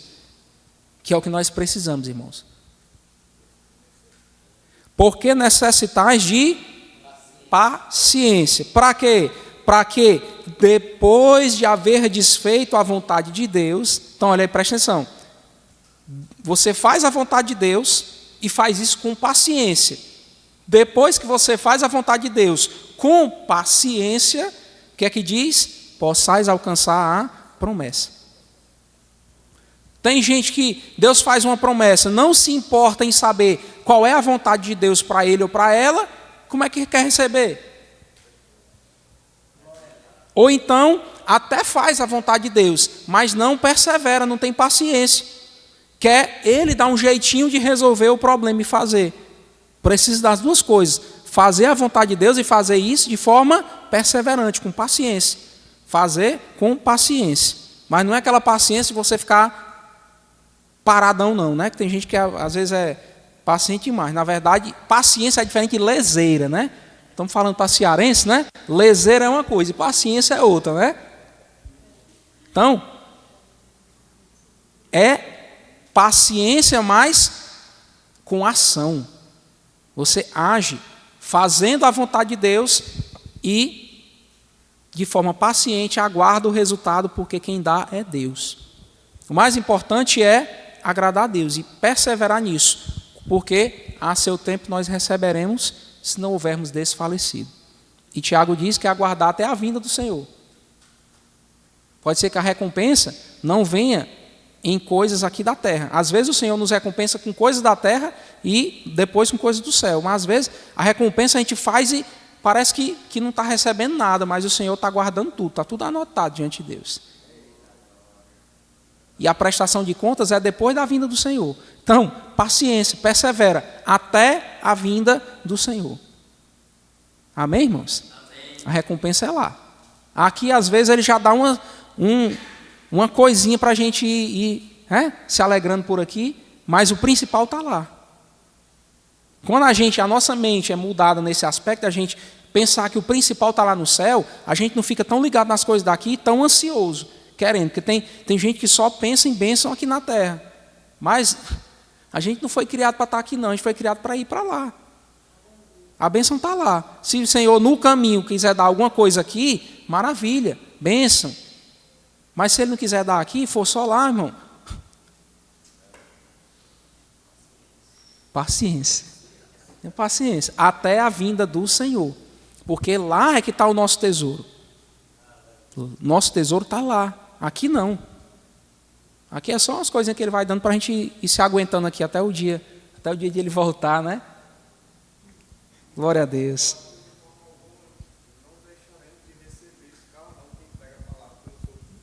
É? No capítulo 3, versículo 8, ele diz: o que planta e o que rega são um, mas cada um receberá seu galardão segundo o seu trabalho. Pronto. O que planta, cada um recebe de acordo com o seu trabalho. Não adianta a gente ficar olhando que o Senhor usa o irmão ou a irmã daquele jeito, eu queria que o Senhor me usasse daquele jeito. Mas o Senhor às vezes escolheu você para fazer outro trabalho que é tão importante quanto aquele outro. Então faça o trabalho que Jesus está lhe entregando e faça bem feito.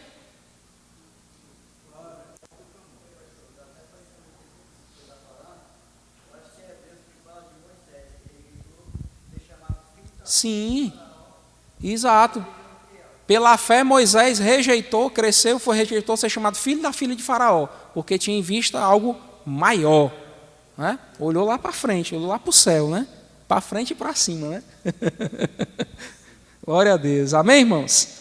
Então, persistindo mesmo sem ver frutos aparentes. Né? Às vezes o fruto já está lá e a gente perde a bênção porque não esperou. Espera tanto tempo e às vezes quando está chegando, a pessoa desiste, aí perde. Ó. Perdeu a bênção e perdeu o tempo, né? Porque... Certo, irmãos? E o outro tema, irmãos, é um tema que também daria uma aula inteira, mas vamos tentar resumir aqui em 5 ou 10 minutos. Justificação, santificação e glorificação. Né? Primeiro de tudo, o pecado, ele é universal. O que quer dizer isso? Todos pecaram. Romanos capítulo 3, versículo 23. Porque todos pecaram e destituídos estão da glória de Deus. Todos pecaram. Romanos capítulo 11, versículo 32, diz que Deus encerrou a todos debaixo do pecado. Então, a primeira realidade que nós temos que enfrentar aqui nos deparar, a falar sobre isso, é a universalidade do pecado. Todos pecaram. Isso que significa a universalidade do pecado. Universal é o que está em todo canto. Né? Todos pecaram. E aí, irmãos, todos pecaram. Mas eu agradeço a Deus porque Romanos capítulo 3, versículo 23 diz que todos pecaram e estão afastados da glória de Deus. Mas o versículo 24 traz uma solução.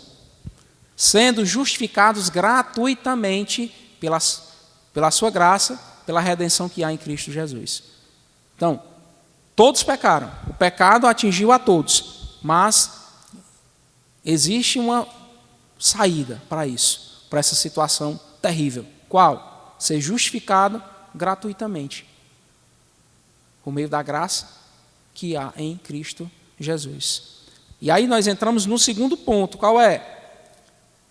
A justificação. E como é que funciona a justificação? todo mundo pecou, os irmãos já entenderam. Todos estão debaixo do pecado. E o que é que acontece? Romanos capítulo 5, versículo 1. Vamos lá ver o que é que diz a Bíblia. Os irmãos conhecem muito bem. Sendo, pois, justificados pela fé, temos paz com Deus por nosso Senhor Jesus Cristo. Então, a justificação, irmãos, é um ato, vamos dizer assim, um ato jurídico, por meio do qual, né, José? Um ato jurídico, por meio do qual alguém é declarado justo. Todos pecaram, mas quem deposita a sua fé em Jesus e pela fé abraça a obra redentora, expiatória de Cristo Jesus na cruz, se arrepende dos seus pecados e entrega a sua vida a Jesus Cristo, essa pessoa, ela é justificada. Jesus, então, a obra de justiça de Cristo, que é perfeita, é imputada àquele pecador. E agora ele que estava condenado ao pecado, estava carregado de pecados, que era injusto, pecador, indigno de comunhão com Deus, agora a justiça de Cristo é imputada a ele se torna justo.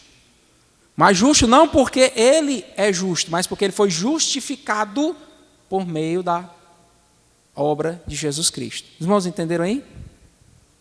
É como se a pessoa está cheia de pecados e a obra de Cristo, quando Deus olha para aquela pessoa, para dar a ela a punição que o pecado dela exige que a justiça de Deus dê a ele, Deus é justo, né?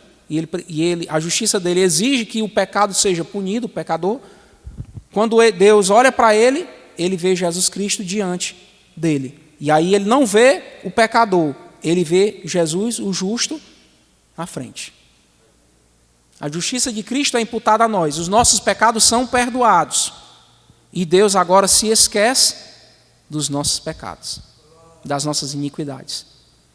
Por quê? Porque nós recebemos a justiça de Cristo. E isso eu mereço? Não, ninguém merece. É porque Jesus é um Deus de toda graça. Ficou claro, irmãos, o que é a justificação? Então, é o ato por meio do qual um pecador, alguém que é injusto, que merece ser condenado pelo seu pecado, ele é declarado justo porque recebe a justiça de Cristo. A justiça de Cristo é imputada a alguém. Da mesma forma que num julgamento, uma acusação pode ser imputada a alguém, nesse julgamento aqui, a justiça de Cristo é imputada a nós. Os nossos pecados são perdoados. Toda aquela ficha de pecados que nos condenava, todos eles são perdoados. Deus não se lembra mais deles, porque a justiça de Cristo foi imputada a nós. Isso é a justificação. É o ato pelo qual alguém se torna justo. A justificação, irmãos, qual é a relação dela com o pecado? A justificação, por meio da justificação, nós somos livres da condenação pelo pecado. Guarde essa palavra. A justificação nos livra da condenação pelo pecado. E ela é instantânea. Alguém aceitou a Jesus, eu recebo Jesus como meu Salvador e Senhor. Por meio da fé, instantaneamente ele tem os seus pecados perdoados. Se Jesus vier naquela hora ou aquela pessoa morrer, não importa o que ele fez antes,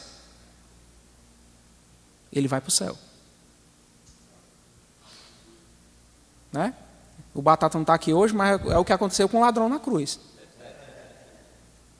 Ele teve tempo, irmãos, de produzir fruto. Ele teve tempo de pregar o evangelho para alguém. Ele teve tempo de mudar a vida dele. Ele não tinha tempo. A oportunidade que teve foi aquela. Ele agarrou a oportunidade e ganhou a bênção dele. Viu a oportunidade passando, segurou a oportunidade com fé. Senhor, lembra-te de mim. Olha aí, aquela história lá, né? O rei pobre. Quem imagina o rei pobre? Aí o homem vê Jesus maltratado, humilhado na cruz, sujo, cheio de sangue, desidratado, e ele olha para aquela cruz. E eu costumo dizer que é o homem mais visionário que existe na Bíblia, o personagem, Porque ele viu em Jesus um rei e um senhor. Quando as pessoas olhavam, viam beleza nenhuma, ele viu em Jesus: Senhor, lembra-te de mim quando entrares no teu reino. E Jesus diz: hoje mesmo estarás comigo no paraíso. Ainda reclamou do outro. Né, irmãos? Então, é justificação, é instantâneo. E ela nos livra da condenação pelo pecado. Lá fora que a gente encontra, né? Você fez isso, aquilo, agora está salvo. É a graça. É isso que o mundo tem dificuldade de entender. Porque o evangelho, irmãos, ele é tão simples que as pessoas têm dificuldade de entender. Porque nenhuma religião no mundo fala de graça. Nenhuma religião no mundo existe nela esse elemento chamado graça. Algo que você recebe sem merecer. E o cristianismo tem isso. A gente não merece, mas Jesus, pela sua graça, nos salva. E aí esse questionamento, como o pastor falou aqui, né? Fulano fez isso, fez aquilo, aquilo outro. Todo mundo fez alguma coisa. Jesus não diz, certo? O Senhor tinha 2 devedores, credor tinha 2 devedores. Um devia pouco, outro devia muito. Mas os 2 deviam, e detalhe, irmãos, preste atenção aqui que o detalhe é esse. Tinha 2 devedores e nenhum deles tinha como pagar. Credor tinha 2 devedores, um devia, se não me engano, 500 dinheiros e outro devia muito mais do que isso, mas nenhum dos 2 tinha como pagar. Aí ele diz, aquele credor, sabendo que eles não tinham com que pagar, o que é que fez? Perdoou os 2. Eu pergunto, qual dos 2 o amará mais? Então, aquele que é bonzinho, eu coloco aqui entre aspas, o bonzinho ele deve também. Ele tem sobre as suas costas um fardo chamado pecado. O pecado original, do qual ele não consegue se livrar. É um fardo do qual ele não consegue se livrar. Ele não consegue pagar a dívida. Ele deve pouco. Deve bem menos. Mas ele não tem que pagar. E aí? Como é que se livra de uma dívida? Bem pequena, se você não tem que pagar. É pouco, mas não tem que pagar. Precisa de quê? De alguém ter graça e perdoar a dívida. O outro deve muito. Esse é que não tem mesmo como pagar. Que às vezes a pessoa deve muito, mas tem como pagar, né? Mas esse devia muito e não tinha como pagar. Não importa se deve muito ou deve pouco. O importante é que o maior pecador do mundo, ele deve. E aquele que se acha muito limpinho, muito bonzinho, ele deve também e não tem como pagar. Pode dever pouco, mas deve e não tem como pagar. Então, ele também precisa da graça de Deus. E eu digo aqui mais uma vez, que eu costumo usar essa frase: ninguém é tão bonzinho que não precise da graça de Deus. E ninguém é tão perverso, tão ruim, tão pecador, que a graça de Deus não possa alcançar e fazer dele uma nova criatura. É graça. Não importa se deve muito, se deve pouco, todos nós estamos de pé porque Deus ofereceu a sua a nós e nos oferece todos os dias. Então, irmãos, se deve pouco ou muito, não importa. O que importa é que todos pecaram e destituídos estão da glória de Deus, sendo justificados pela graça, por meio da fé. Nós nos apoderamos dessa graça, a fé salvífica que a gente falou na aula passada. Esses irmãos estão lembrados. Aí, irmãos, pronto. Agora a pessoa aceitou a Jesus, agora é servo de Deus, foi justificado. Aquela coisa instantânea. Se Jesus voltar, a salvação está garantida. Agora essa pessoa, ela entrou em uma porta. Quando perguntaram a Jesus se eram poucos os que se salvam muito, Jesus fala o quê? Estreita é a porta e apertado o caminho que conduz à salvação. E poucos os que entram por ela. Largue a porta e espaçoso o caminho que conduz à perdição. E são muitos que entram. A justificação, irmãos, é você entrar pela porta. Só que quando você entra nessa porta, você percebe que tem um caminho apertado. A porta dá acesso ao caminho. Perceberam aí? Não é uma porta que você atravessa e pronto, tem um cômodo amplo lá do outro lado, não. A porta, estreita é a porta e apertado o caminho que conduz. Então, a porta é estreita. Você não consegue entrar em uma porta estreita levando muita bagagem. Você tem que deixar a bagagem fora. E a porta que é Jesus. Eu sou a porta, diz Jesus. Se alguém entrar por mim, salvar-se-á. Olha aí. Quem entra, a gente falou aqui, justificado. Entrou pela porta que é Jesus. Quando você passa por essa porta, atravessa a porta, você entra no caminho. Esse caminho, irmãos, é a santificação. Falamos aqui que a justificação é algo instantâneo. A santificação é um processo. Perceberam? E aí é diferente de santidade. Santidade é a característica de alguém que é santo. Santidade. Santificação é um processo. Para ficar fácil de entender, veja que santificação termina com a palavra ação. É um processo. Santidade é a característica daquele que é santo. Certo? Então é diferente. Os irmãos estão entendendo aí, né? Que são palavras diferentes. A obra de Cristo, então, eu até comentei aqui, é perfeita. Porém, aqueles a quem ela é imputada, a obra de Cristo é perfeita. Jesus fez o sacrifício uma vez, o sacrifício perfeito. Ele viveu aqui na terra, não cometeu pecado, então ele foi um homem perfeito aqui na terra, sem cometer nenhum pecado. Fez uma obra perfeita, que não precisa ser repetida nem aperfeiçoada. Foi uma só. E a Bíblia diz em Hebreus que ele aniquilou o pecado pelo sacrifício em si mesmo. Quando alguém aniquila alguma coisa, quer dizer que não precisa mais fazer nada. Então Jesus já terminou o trabalho dele contra o pecado, né? Lá na cruz, na nossa remissão, óbvio. Que Jesus está o tempo todo trabalhando, né? Ele não para. E nem se cansa, glória a Deus. Então, irmãos, o que é que acontece? A obra de Cristo é perfeita. Mas a justiça de Cristo que é perfeita é imputada a nós que somos seres humanos imperfeitos. E nessa jornada nós precisamos cada vez mais ser parecidos com Jesus. Então aquilo que é imperfeito vai se aperfeiçoando. Perceberam? Por isso que é um processo. É um processo no qual alguém está sendo aperfeiçoado para ser cada vez mais parecido com Jesus. É um processo de aperfeiçoamento individual e no qual você se torna cada vez mais semelhante a Cristo. E nesse processo, irmãos, acontece um detalhe. Romanos capítulo 6, versículo 12.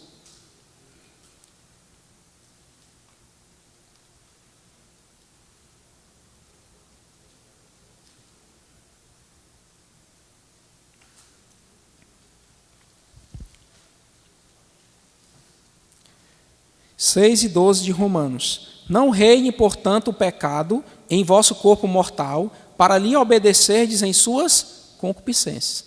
Se o pecado, Paulo está dizendo que o pecado não reine, significa que quem está nesse caminho, nesse processo de santificação, recebe de Deus poder para quê? Para vencer o poder do pecado. Então, na justificação nós somos livres da condenação pelo pecado. Durante a santificação, nós estamos sendo livres do poder do pecado. Não reine o pecado em vosso corpo mortal. E durante esse processo, irmãos, que também, como eu falei já aqui, depende da graça e é operada em nós, em nome do Senhor Jesus e pelo Espírito do nosso Deus. 1 Coríntios 6, versículo 11.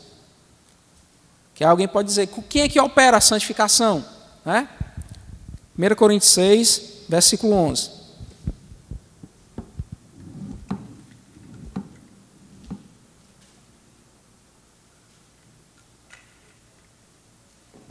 Ele fala no versículo anterior sobre a nossa condição antes de entregarmos a nossa vida a Cristo. E no versículo 11 ele diz, e é o que alguns têm sido, mas haveis sido lavados, haveis sido santificados, haveis sido justificados, em nome do Senhor Jesus e pelo Espírito do nosso Deus. Então esse processo é feito em nome do Senhor Jesus e é feito pelo Espírito Santo, agindo na nossa vida. Nós somos gradualmente libertos do poder do pecado para que ele não reine em nosso corpo mortal. E aí são chamados de santos Todos aqueles que se apoderaram da justiça perfeita de Cristo e entraram nesse processo. Todo mundo, irmãos, que está no processo de santificação é chamado de santo. Paulo diz isso em Romanos capítulo 1, versículo 7.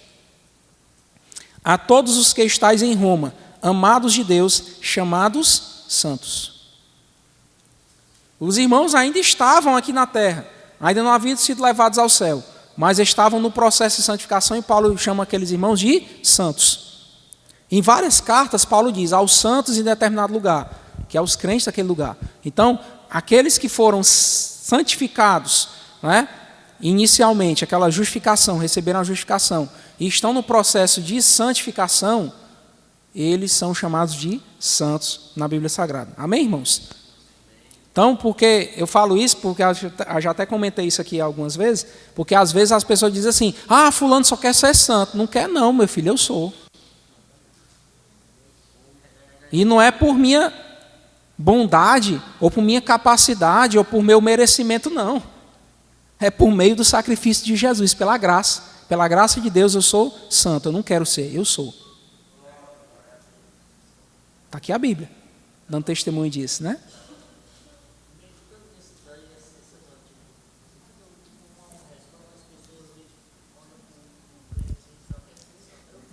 Mas,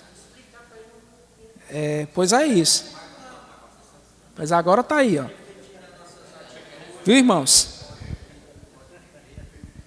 E aí, irmãos, pensando aqui no que Jesus falou, a porta é a justificação, né?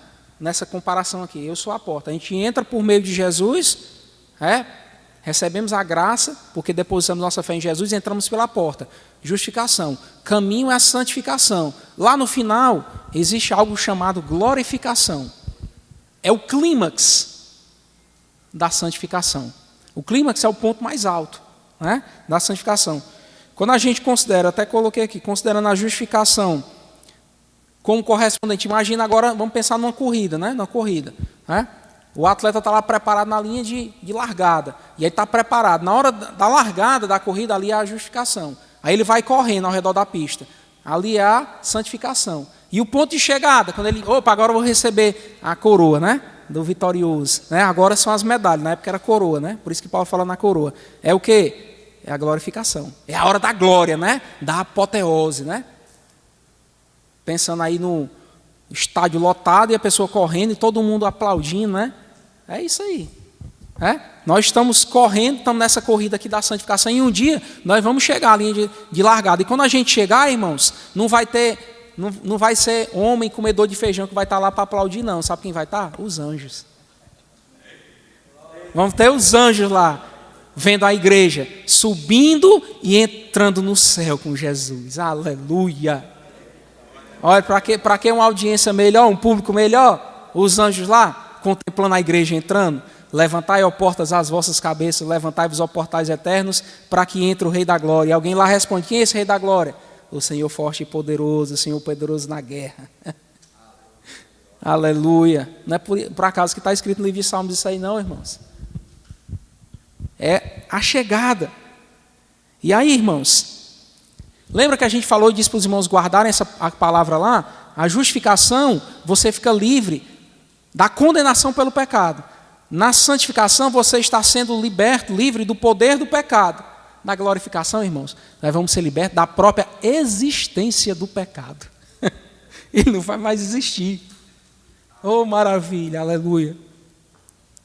Não vai mais nem existir. Acabou o mal. Acabou o choro, a dor, o pranto, o sofrimento. Acabaram-se as noites sem dormir, porque a gente não vai precisar dormir lá. Não vai ter mais noite. Aleluia. Então é a glorificação, irmãos. E aí, irmãos, o que é que nós vamos fazer nessa caminhada? Fortalecer a nossa fé. Lembrando da exortação de Paulo aos Filipenses, capítulo 3. Estamos acabando, irmãos. Dessa vez é verdade. Filipenses, capítulo 3. Glória a Deus. Eu acho que o pastor Luiz não vai me chamar mais não, viu? Filipenses capítulo 3, versículo 10, irmãos. Como é? Na outra o quê? Não era de verdade, não. Era só verdade. Glória a Deus. Filipenses, capítulo 3, versículo 10. Olha o que Paulo diz, irmãos. A exortação de Paulo aqui para nós. Para conhecê-lo e a virtude da sua ressurreição, falando de Jesus, e a comunicação de suas aflições, sendo feito conforme a sua morte, para ver se de alguma maneira eu possa chegar à ressurreição dos mortos. Era o alvo de Paulo. A ressurreição. Não que já a tenha alcançado ou que seja perfeito, mas prossigo, perseverança. Prossigo para alcançar aquilo para o que fui também preso por Cristo Jesus. Irmãos, quanto a mim, eu não julgo que tenha alcançado, mas uma coisa eu faço. Olha o que Paulo diz, e vamos usar a dica de Paulo aqui. O que eu faço? Esquecendo-me das coisas que atrás ficam, esquece a vida passada, esquece o que aconteceu, esquece o que o irmão falou com você, ele magoou, esquece todo o passado. Esquece. E faz o quê? O que eu não tenho que fazer é ficar me lembrando das coisas. O que é que eu tenho que fazer? Olhar para frente. Quem está olhando para frente não olha para trás. É uma escolha. Quem olha para trás não anda para frente. E se andar olhando para trás, vai se bater em alguma coisa. Tem que olhar para onde está indo. Se você está indo para frente, filho, olha para frente. Esquece o passado. Esquecendo-me das coisas que atrás ficam e avançando para as que estão diante de mim, prossigo para o alvo, pelo prêmio da soberana vocação de Deus em Cristo Jesus. Olha para frente, que é de lá que vem o nosso socorro, que vem o nosso Senhor. Além disso, vamos acalentar o nosso coração com a promessa gloriosa que João registra em 1 João capítulo 3, versículo 2. 1 João capítulo 3, versículo 2. Amados, agora somos filhos de Deus, e ainda não é manifesto o que havemos de ser, mas sabemos que, quando Ele se manifestar, seremos semelhantes a Ele, porque assim como Ele é, o veremos. Quer motivo melhor do que esse para perseverar? Quando Ele se manifestar, nós vamos ser semelhantes a Ele, em um corpo glorificado, e vamos vê-lo como Ele é. Não vamos ficar só imaginando. Não vamos só ficar nos imaginando no céu, né? Dizendo que Jesus deve ser lindo. Ele é, e vamos ver o quão lindo Ele é. Aleluia. Amém, irmãos?